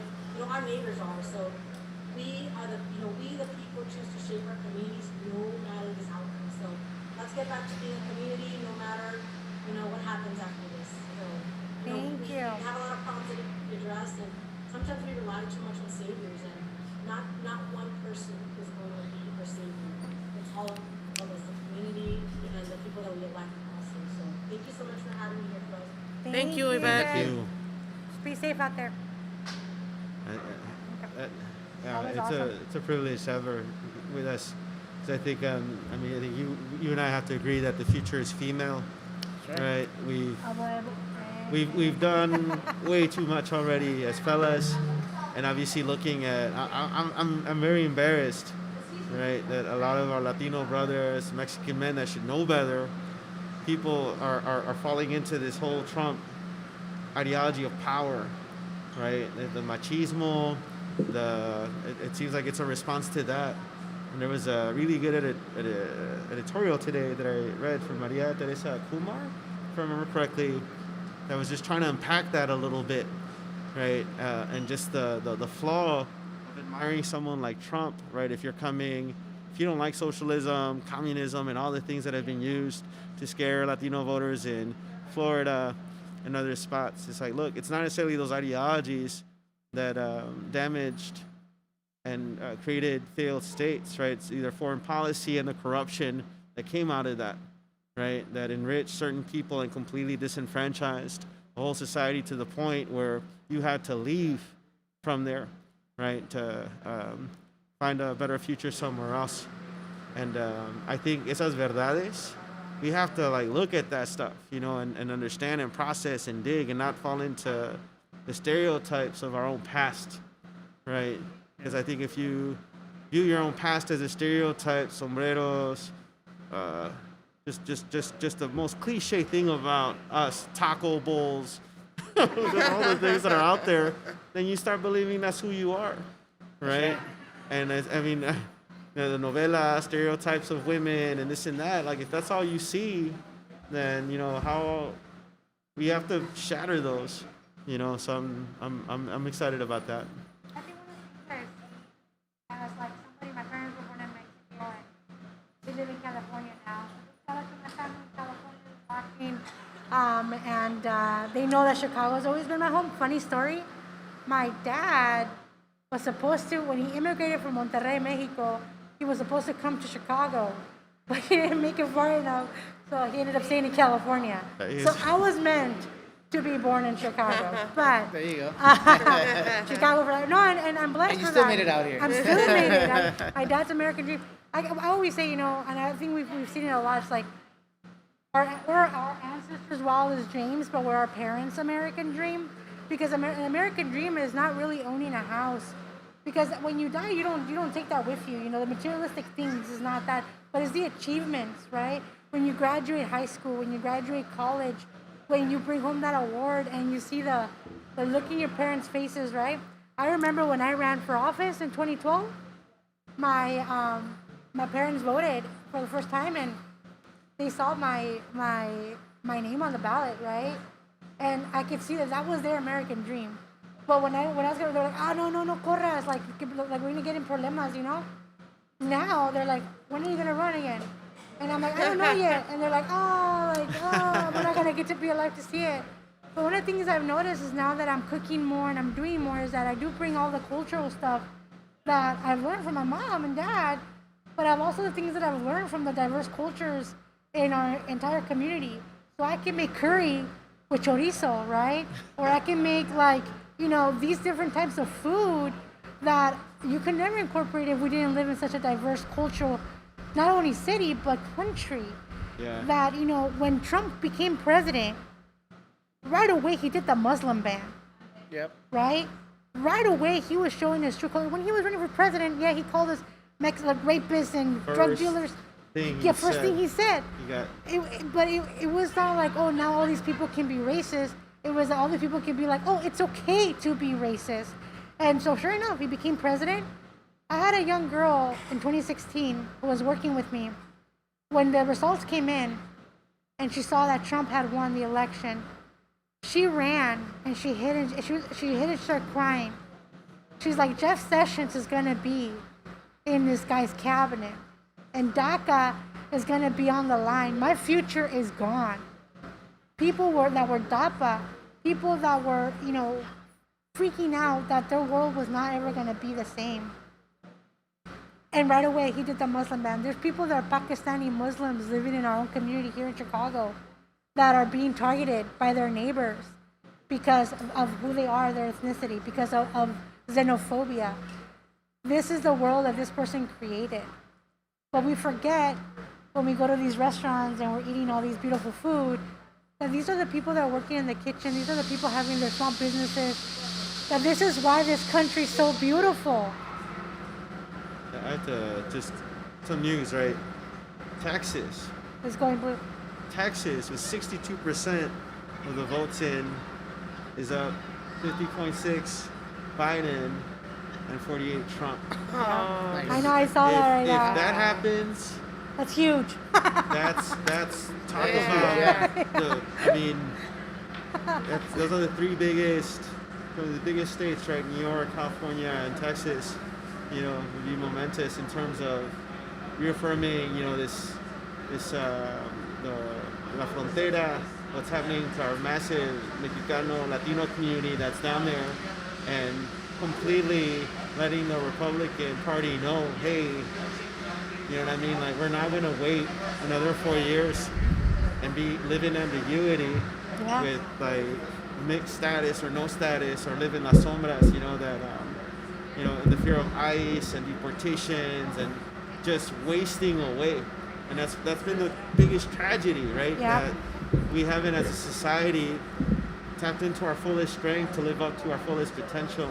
And obviously all the dreamers, nomás andan esperando y esperando, and they get older and older, and it's just like, it's a horrendous feeling, to know that we should do better, we need to do better. And I know Biden, in his last debate, right, when they finally talked about immigration, did say that in the first 100 days he was gonna put forward a path to citizenship, not just for the dreamers, but for the 11 million residents that are, working in tough situations, that would be game changing. Oh, if yeah. that happened. So And if one thing Trump has done that I appreciate is Whoa, whoa, whoa, whoa, whoa, whoa.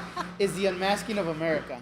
Ooh, Yeah, Right? that's okay. I think I think one of the things is they no longer have to wear the hood, and we always have this image from inside that we somehow are the carers of democracy for the world, that we're the ones that are demonstrating the way democracy should work. But when if you've had the privilege of traveling outside the U.S., you know and understand that that's not the case, right? I lived in Mexico.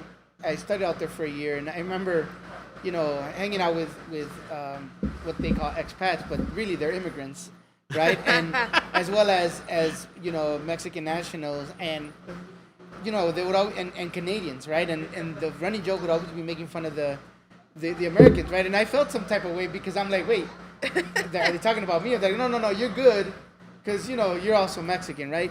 But it just goes to show the way the rest of the world sees us as a country is the way we see Trump, and I think if nothing else, Trump has emboldened some of these people to really show their true colors and who they are. And I think for me, I appreciate that. I prefer a known racist, than someone that pretends to be my friend and stabs you in the back, and we have a lot of those. We have a lot of those in politics here in Chicago that run as Democrats. I mean, the former mayor of Chicago, both Rahm Emanuel and former Mayor Daley, we're never friends to our community, and so those are things that we got to understand. Same thing with people like Burke, who runs a majority Latino district and has an adopted son who's African American. But the reality is the policies that he puts forward, the clients that he represents, like Trump at some point, run against the interests of the people and of his own constituents, and he wins. So, Yeah, I think the white supremacy in this country has always been under the surface of everything that we do and the way that we function as a society. And for a long time in U.S. history, the president and the government would scapegoat black residents. And I mean, still to this point, they still do. But they've added another element to the equation, and that's scapegoating Mexicans and scapegoating Latinos, right? Just because the government would rather scapegoat us instead of explaining, why the quality of life for Americans has fallen, has dropped in the past few decades. There aren't well-paying jobs for all sectors of Americans in the country, and there's people are having a hard time finding prosperity, and a lot of jobs have been outsourced to other countries, on top of corruption and our history of imperialism. So I think that in order to hide all of our ugly truths as a country, it's become easier for our political leaders to point fingers at specific communities, communities that cannot defend themselves, or that do not have power in society to do so. And unfortunately, it's our communities, our immigrant communities, our Mexican, our Muslim, our Black communities. We're we're being scapegoated for the issues that political leaders cannot resolve. Yeah, I think that's what I wanted to say. I do think that the work begins though because, you know, one of the things I love about campaigns, which is always fascinating to me, is all these promises, right? All the time. And for years, it's been, oh, if you vote for me, I'm going to do immigration reform. If you vote for me, like when they go talk to Latino communities, right? Yeah. Then they go to the black community and we're going to invest in HBCUs and prison reform. And then you go to the API community, and every single community is literally like that movie, The Campaign, right? You know, we're the backbone of this country, right? Like, you're the tilt-a-wall workers, you know? And it's like, one of the things is like broken promises is real, right? And I think that's the thing that people fear the most, is that we're always played with and tailored and toyed with like our emotions. Like, so the real work begins on January after the inauguration, when you start holding these people accountable, the administration accountable. You made this promise. Don't say, nah, pues nos prometieron, pero así siempre. No. It's like, nos prometieron, and we're going to hold you to the fire. Yep. Because of the negligence, and I'm going to be honest, real quick, that in the Obama administration, it is a true fact. A lot of people were deported under that administration. And what happened? They fought for the Affordable Care Act more than immigration reform. And it was, you can't have one or the other. When we could have both, yeah, we got DACA, but then what about the immigration reform that we were promised, right? And so it was give or take. And the thing is that we cannot tell Trump that's a lie, because that was the truth. And I think that's where we need to, as a community, come together and be like, if I vote for this congressman, if I vote for this senator, these local electeds are going to use their platform to fight for my issues, that we hold them accountable. We're at their office, we're sending letters, we're calling their office. I think that's the biggest thing, that the real work begins after today. Yeah, this is, I think, one of the big lessons of 2020 is the role of the black community in this country, in terms of being the tip of the spear for civil rights in the fight against white supremacy. Because even in the Latino community, we have a lot of anti-blackness that we have to deal with. Not just to the black community, but to our own community, for being darker or more indigenous, because of the way that we've adapted white supremacy in Mexico and other places like that, in the novelas, the noticieros. You know, there's the horrible stereotypes that are perpetuated are there. So I feel like in this campaign, right, and with the candidacy of someone as unique as Kamala Harris, right, who has the potential to be the first black woman president, right after Biden, sure. like, that's the kind of trajectory that we could be on if we wanted to, right? If we all collectively decide that, and you know, who knows who she might choose as a VP in the future, right? I'm straight up like daring to dream, right, that an AOC, a Castro, you know what I mean, like that we're open to that kind of possibility. But like the black community has shown us, right, a form of resilience with the BLM protests, with just the way that they contextualize their struggle in history, right, as a next chapter, right, of the civil rights struggle, as the next chapter against slavery and the demonization that happens to black people at the hands of white supremacy, and the way it's institutionalized in the justice system, in the education system, in the economic system, in the housing system, that obviously as Latinos, because we tend to be kindred spirits in terms of our neighborhoods and our possibility, we're kind of in the middle, right? And you've seen some adopt white supremacy themselves, right, in their hardcore Trump support, donde les vale madre, and other people that have shown solidarity. You know, sabes que your struggle is my struggle, right? And we are in this together. So I think that's Yeah, I commend the black community because they understand their history, the history of slavery and the impact that that's had on generations, after the emancipation of slavery. But as Mexicans and Latinos, we don't know our history. In many ways, we're a colonized people. And so, we don't understand how our motherland, came to be what it is today, how Mexico was formed.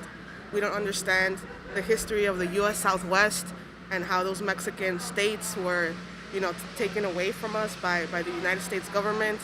And so if we don't understand the history of colonization and the ways that, we developed the caste system based on skin color in Mexico and throughout Latin America, and how there's this real issue of colorism in our community where people who are lighter skinned, they rise to the top, they're given more opportunities, and not only that, they're held up as the standard of beauty in our societies. So I think, the root of that is that we're still colonized, we don't know our history, and if we don't know our history, we're bound to repeat it. Oh, you're good. Oh, okay. And I think, to that point, I think though we have to understand where that comes from, a lot of it, is systematic, right? So I remember reading a book, my freshman year of college called Drink Cultura. It's a 100-page book, really easy read, and it's a comedian, muralist, historian, Jose Antonio Burciaga, who wrote it, and that was the first time I was really learning about my culture. They built Cesar Chavez Grammar School in my neighborhood, and I still remember when they were building it, I thought they were naming it after Julio Cesar Chavez, a boxer, Now, was that my fault as a kid, because I was, uninformed? No, I think, and I think it didn't happen until I went to college and I started learning on my own, that I really started to dive into my culture, my history, and really learn about all those things that you mentioned. I think it's important now.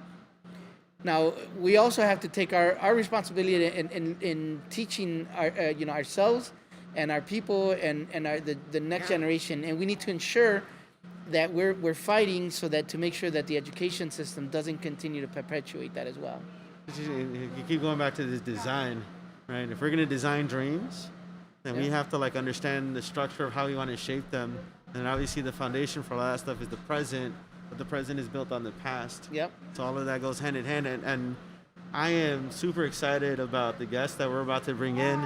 This guy is a brother that is going to bring a little bit of poetry to the equation. Nice. And I think we make a mistake, right, in kind of compartmentalizing all these different dimensions instead of trying to bring them together and understanding that political discourse misses something when we don't bring the arts, the music, the poetry into this stuff. So hopefully, Luis, are you out there, man? Luis? Yeah, can you hear me? Loud and clear. For sure, man. Welcome, brother, man. Good. I don't know how to share my camera though. I don't know how to put my camera on. I'm tripping. There's no option that says share my camera. Let's see. Try if the we can- three dots at the top, maybe. I don't know. Because my friend have to do also it had on the our same end. thing. Let's see if we can figure that out because It looks like none of our guests have been able to use. Right. yeah. Oh, that sucks. Let's see if we can figure this out. Go to guests at the bottom, the participants. Yeah. Yeah. And then is Lewis on the other side? I think is this a webinar? It might be. If it's a webinar, usually they can't. But I don't know. Unless they're like admins. That's okay. I think. Sorry, does he y'all. need to use Technical problems.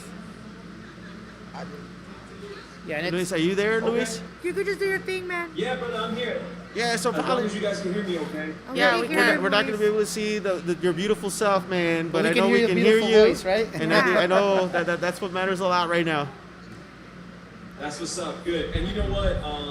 I got a face made for radio, so it's You handsome, man. You handsome. You fine, You and I man. both, brother. You and I both. That's why I'm wearing a Oh, I mask. thought you were wearing a mask of the pandemic, man. No, Come on, man. No, I'm wearing a mask to hide my face, man. Yeah, no, yeah. So I'm like, okay, cool. It's not like a trick or anything. So I first want to thank you all for having me, for inviting me to spit a poem right here during these very challenging times that we're in. And can I go ahead and do the poem? Or, Yeah, please do. Brother, man, como quieras, dude. If you Have want to at it, brother. start, go for it, man. Cool, brother. Yeah, so the poem that I'm about to read, I thought might be very fitting for this conversation and also for this election night. This poem actually is based off of my time working for a local politician. Then he was the 7th District Cook County Commissioner. Now he's the 4th District Congressional Representative. And when I was working for him, he sponsored and eventually passed a bill that prohibited ICE from coming into Cook County Jail and snatching up people that were undocumented. It's known as the ICE Detainer Ordinance. And I was working the phones at the office the day after this ordinance got passed in Cook County. And I had to answer these phones, and I started fielding phone calls from a lot of anti-immigrant people, let's just say. And so this poem is based off of that. All right? Sweet. Goes something. Good morning, Commissioner's Office. Good morning. Are you that piece of crap that lets illegals run loose in my country? Her voice was high-pitched with a pinch of nasality. Her bottle of hate was aimed at me. Excuse me? You spicks? You wetbacks? You need to go back. And with that, she hung up the phone. I cautiously did the same. My arms still shaking from the boiling blood like bubbling water hot on the stove. My palms, though sweaty, were cold. Illegal? Now, I've been called many names, but something about the word illegal as if existing were against the law. And I'm Puerto Rican. We're supposed to be citizens. The phone rings again. What's the deal with all you aliens? The raspy voice had said. His words were thick and hard for my ears to digest. The only thing you spicks are good for is gangs. And before I could respond, he was gone. Gangs, huh? Well, I've been to Puerto Rico, and ain't no Latin kings. And MS-13 didn't start in El Salvador. And GDs and vice lords weren't born in Africa. That proudly stamped made in America. The result of failures of American dreams, etc. The phone rings. I pause this time. The ringing reminded me of ticks from a clock on a bomb. The voice on the other end was calm, like still trees before the hurricane. Why don't you just go back? Nobody wants you here. Just go back. There was no sound when he hung up the phone, just a ringing silence. Go back? Well, go back where? I was born here. Should I have the same attitude towards those that occupy the neighborhoods that I once knew? Reverse of the white flight. Property value drops but rents rise. Welcome to a brand new gentrified hood heights. Neighborhoods we established now turn to art districts, and everybody loves the way that it's just so ethnic. Sons and daughters of Republicans moving in while their families vote for those that tell us to go back. Go back to what? To the countries owned by the United Fruit Company? Or to the murderous dictators backed by U.S. policies? Then blame their families for escaping those atrocities. Do not neglect history that since the beginning, humans have always migrated. Whether by choice or by force. And I will not neglect history too, and know that the immigrant has always been hated, from the African to the Irish to the Asian. The phone rings again. Thank y'all. That's incredible. That was awesome, Luis. I gotta say, it brings me back. So I had the pleasure of working with Luis at the commissioner's office when he was a commissioner, now Congressman Chuy. And I remember when he he was they passed a ordinance with the county, having to do basically removing ICE from the county jails, and having to field those calls of hatred. And it's like, it was just, unheard of. I had never experienced that before. That was definitely a first. So hearing Luis talk about his poem right now just definitely bring me back to that moment. So I want to share my how I know Luis story. I don't Uh-oh. even know if Luis remembers. Hey, hold on. Yeah, that was a family show. No, it is. You were actually like a teacher to me. I was at I did an after school matters program with you. I was 19 and we did a play together about 11 years ago, 12 years ago. So I've known you for a long time. I follow your art and you just never cease to amaze me. That's incredible, man. And I look up to you and the beautiful life that you built, and I'm glad to have you here with us today. Oh my God, OMG. You know what? Like, the greatest compliment is not even your words, but the fact that you are there with the company of people that you are with, and you're doing the good work. That, to me, is like, that me and anybody who has been a teacher to you shows that we succeeded. Yep, you did, bro.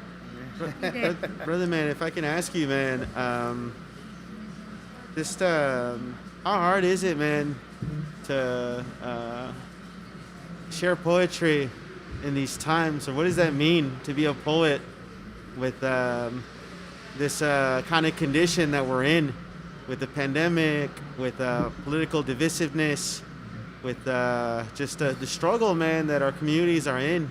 If you could speak to that, man, please. Yeah, I wouldn't say that it's hard. It's heavy.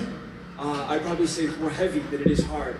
In that, like, as a poet, especially one who writes about some of the social and political atmosphere that's happening, we feel like this obligation or this responsibility that to use our craft to document and to express what's going on right now, so that as other people view it, years down the road, or even right now, in current times, but maybe they're from a different experience, that we want to really transmit the feelings. We want to really transmit the emotions that are being felt right now, more so than just saying this is what happened. It's like, this is what it felt when this happened. I believe that artists of all genres, right, visual artists, musical artists, etc., do that to some degree, and that's some of the things that we that I'm trying to do now. I thank you so much, man, for your craft and for your dedication and resilience, and maintaining it, growing it, and making it a part of our lives and a part of this stream. And I know there's so much work to do moving forward. I know you're a dad, you're working, and you're doing what you gotta do, and you're still doing this, man. So that weight that you're talking about, man, I think a lot of us feel that in our work. Whether you're a small business owner, whether you're a journalist, whether you're an activist, it's heavy, man. We are living in some times where we gotta carry a lot to try to get. Oh, we see you, brother, we see you man. now. Hey, we see Oh you. my Yeah. God! You Woo! Look at you! yeah.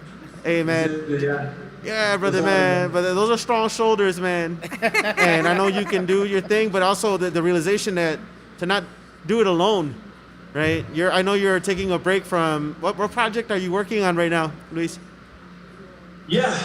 So, I'm still doing the performance arts thing. Right now, I'm working on a project called The Raíces to Roots, and it's a project about the Chicago Puerto Rican diaspora specifically. And we are, I'm doing the poetry, but the main focus are the dancers, and we also have a live band too. We're hoping to debut this project to some size of a live audience in late January. That's fantastic. And right now we're in production with that. So I'm actually taking a break from rehearsal to do that. And I'm about to go back into rehearsal right now. We already have a 10-minute preview on YouTube, and maybe I can send a link at some point. But Please do. We're going to do another 10-minute preview a little bit later on, right before Thanksgiving. Please stay tuned. Stay tuned to that. But that's the major project that I'm working on artistically. Is that Raíces to Roots project that incorporates these three disciplines of poetry, music, and dance, and I hope to share it with y'all soon. Please. I'm gonna do a plug. Do. We should connect because I think that would be great to highlight the work that the Puerto Rico community is doing across the world, across the country. So we'll connect. Yeah, absolutely. You know, like I said, we're still in the creation phase of this project. But as soon as it's out, I invite all of y'all to come and check it out. And I hope that we can connect. Yeah. Incredible work, man. Thank you, man, for joining us, man. This is special, man. And I look forward to seeing everything that you're out there. We're going to share and connect. Echarle ganas, man. Man, thank you all. Blessings, and thank you all for continuing the work that you do. Rich Contreras says hi, man, because I know he's behind the mixer, and he definitely wanted to connect with you, because I know y'all have been doing some stuff, too, in the past and the present, so.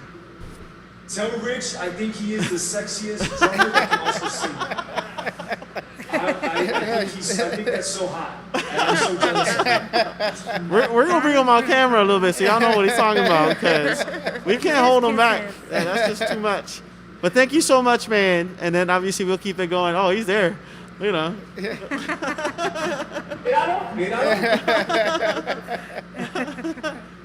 All right, brother, man. Get back to work, and we look forward to seeing you, seeing the culture you're producing right now, man. Blessings to y'all. All right, take it easy, Luis. Peace. I do have some cool updates. Updates. Political updates. Uh-oh. New Hampshire at 14% reporting. We have Biden at 56% and Trump at 41%. North Carolina with 80% reporting. This is huge. 50.7% to Biden, 48.2% to Trump. Wow. So that's pretty incredible. This is huge too, guys. I'm gonna keep using huge and take it back. So it's 51.4% towards Biden and 47.4% Ohio. Nice. Pretty big deal. For this North Carolina. No, Ohio. So North Carolina's at 50.7. Ohio is at 50.4, leaning towards Biden. And that Senate race too is that's a big thing. Pennsylvania with 11% reporting is leading Biden 64%, with 34% only for Trump. Yeah. Texas, big deal Look there. at that. That's a lot of blue. 50% towards Biden Promising. and 48% towards Trump. Look, this one's gonna hurt a little bit, but it's only 1% reporting. We've heard that we're not gonna get the real results for Wisconsin probably till tomorrow. It's leaning towards Trump right now at 58% with 40%. It went up 62% to 36%, but again, it's 1% reporting. Probably like some rural small towns, but Madison and Milwaukee and Green Bay, bigger cities are still waiting to get counted. But we're doing well. No vamos a cantar victoria todavía, ¿verdad? O like como sea, like estamos waiting for the results. But right now, the polls are still an hour away to close in the West Coast. So. You know, and I don't want to be the bearer of bad news, but also in Florida, Yeah, we lost Florida. it's showing that we've Yeah. so It's okay. Are we surprised though? This was yeah. No, I mean, it's still really close though. So there may be some fight there. Who knows if it needs to be? But But I want to give you some statistics because the Florida Latinos, the independents, 62% went to Biden to the 29% that went to Trump. Women, 59% went to Biden, 38% went to Trump. Men, 59%, 39% to Trump, 18 to 39, big one. Latinos, 64% went to Biden. 40 plus, 54%. U.S. born, 65%. Get this. Y'all ready for this? Cuban, 42% went to Biden, 55% went to Trump. But get this one.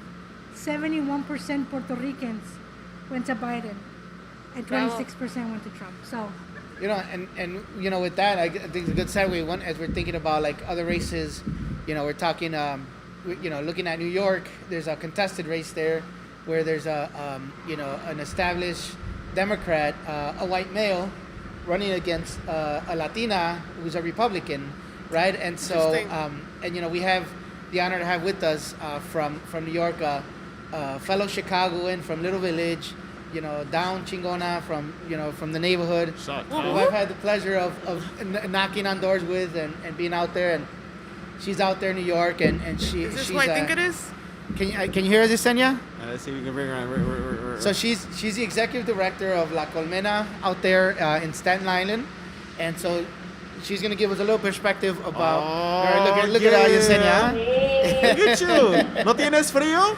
I'm so excited to be on here with you all. It brings me so many memories, especially con aquí hacíamos desmadre todo. That's right. Excited. So we wanted to get your perspective of kind of what's going on, particularly in New York and in Staten Island. I know you work with a large Mexican community out there with La Colmena, and there's a contested race, congressional race there, with an established Democrat and a Latina Republican. So you want to tell us how that's going? Well, yeah, I think I just really want to say I'm really excited to be on here with you all because, like I said before, right?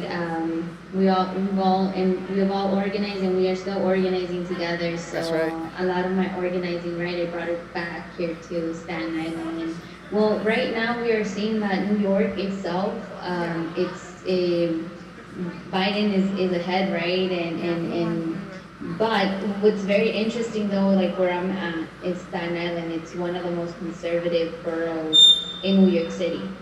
This is where Trump won before, and there's a particular race right now, the congressional race, where we have a congressman who is a Democrat. However, he leans very much to, I would say, like the established quo, and we have a Republican, a Latina, half Cuban, half Jewish, and she's a Republican, and she, and I understand like Republicans, Democrats, sometimes they both act the same, but this person particularly has said various like negative things towards our community. She insults our community all the time, and right now it seems as if she is leading, and that is like very concerning for me and for the immigrant community here in Staten Island, because she's the one that I know will make it very difficult for us to continue organizing here on Staten Island. Especially,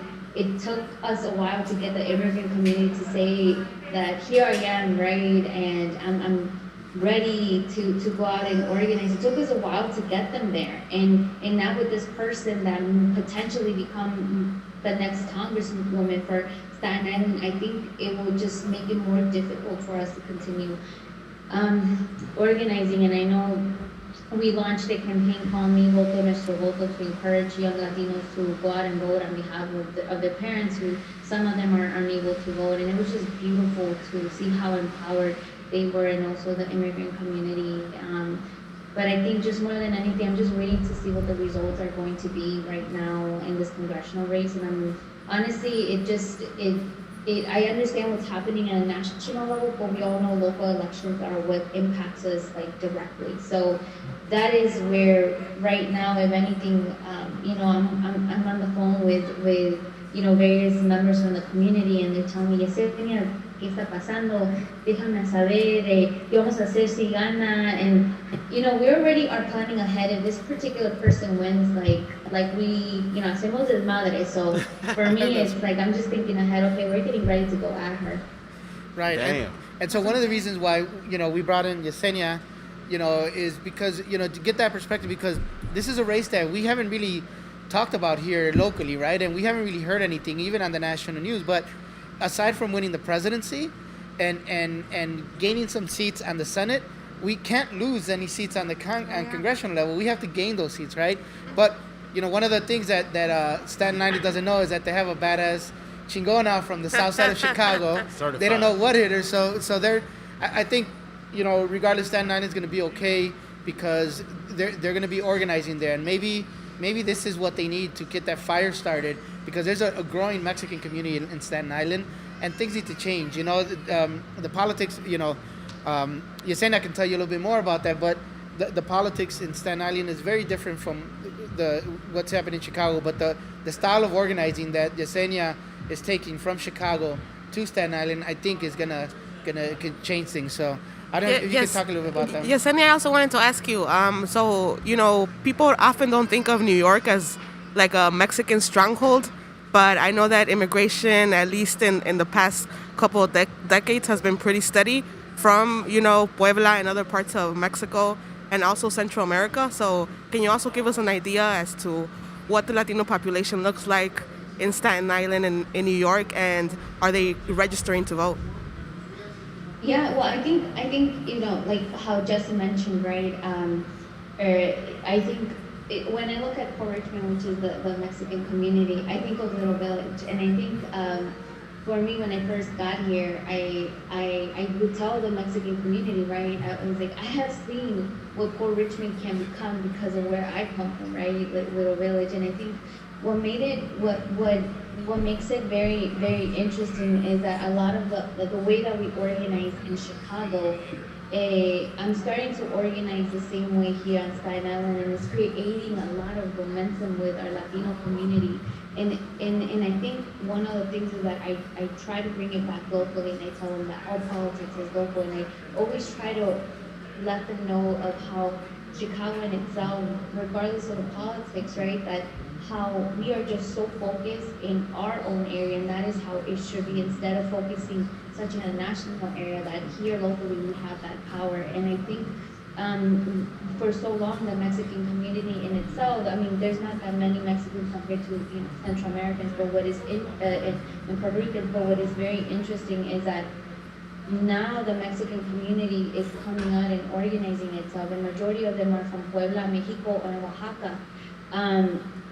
But in itself, they are having children, and they're having young Latinos, and as we know, right, every 30 seconds a young Latino turns 18, and it's those same Latinos that are now, like I said, they're the ones that created that campaign, Mi Voto Nuestro Voto, and they're saying, here we are, and aquí están los mexicanos, and we're growing, and we just had our first Mexican independence parade. Wow. The first one, right? and it just shows, like, at least in a sense, how backtracked we still are when it comes to our Mexican community. And I hope one day, and I told him, I hope one day we could get like Little Village. We could have our own like Villita page, right? Maybe the Port Richmond page. Like, that is what I want. Yeah. And I think the other thing is like how Pablo Serrano does a lot of like beautiful murals, right? We've only have like probably 3 murals here, but when I show the work that Pablo Serrano also does in the various parts in Chicago, they envision what the future of Port Richmond may look like. So I think, all the work that you all have done are really inspiring a lot of people here. And I know sometimes you may not see that, but I always talk about the work that you all do, and I tell them like that Port Richmond will one day can become the next Little Village, and many of them are excited to one day visit a little bit. I want to ask you a question. Well, I mean, it started with Rudy Lozano and, in a group of people in Little Village, in the 70s before we had that. Now, maybe now it's going to start with Yesenia in Staten Island, right? Yeah. I was gonna ask you though, because like I'm fascinated about organizing. I think organizing is incredible, but I want to know the style that you took from Chicago to Staten Island that is working, that you are like, this is what I'm talking about, this is organizing. Because I admire young Latinas that are in this field, because it is a hard field to get people to believe in something and move them to action, to come out of the shadows and do the work. So I give you kudos, but I want to know that style. I mean, I want the viewers to know, what does that style look like? I think, for example, like even today, I had the youth in itself started marching down Port Richmond. They started marching all together, and before you would never see that. You would never see youth march down Port Richmond and be shouting, get out the vote, right? And I think it's because they were very empowered to know who they were and what they can become. And there were various things that I would share with them, like my story, growing up in the south side of Chicago, how we had our own community, and before there was no community that existed here. So within these 4 years, we had to build a community and tell them that aquí está la comunidad latina, right? That you are the most forgotten one, and we need to make sure that you're heard. So when we started building that community, that culture, that is when they felt so empowered. And then they started saying, like, here we are.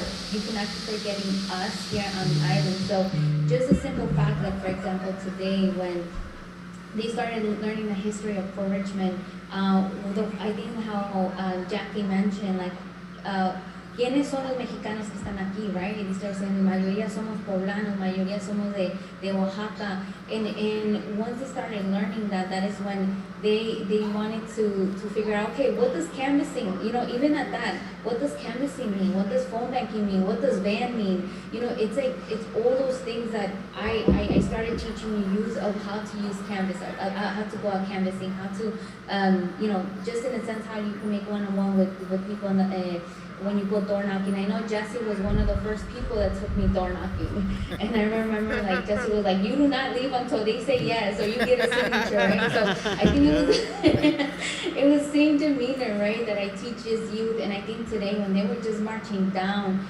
Port Richmond and shouting, get out the vote, guys, tenemos que votar. And you know, you just saw all the señores y señores coming out of like the restaurants or the stores, and they were just so surprised to see how empowered they were, right? But I think it's like those little things, like teaching them who they are. You know, for me, I always knew that I was from the south side of Chicago, La Villita, and then we would fight with Back of the Yards and say like, no, La Villita is better than Back of the Yards, and vice versa, or Pilsen, right? And it's just taking that ownership of your neighborhood. So I think first it started with empowerment. I need to tell you this, Yesenia, that what's happening here, you know, to a lot of local people, it might seem like, well, why are we talking about what's happening in New York? Why are we talking about what's happening in Nevada or Florida or these other things? And like, the most important thing has to be that we can connect what feels disconnected, right? Like older neighborhoods that are more established, that have built the cultural infrastructure to create museums and community organizations and chambers of commerce and political leaders and all of that.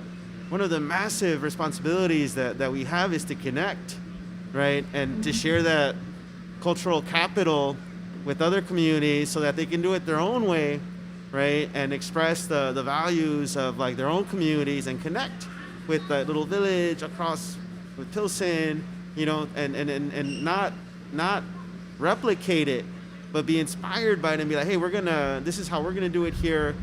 Maybe it's by visiting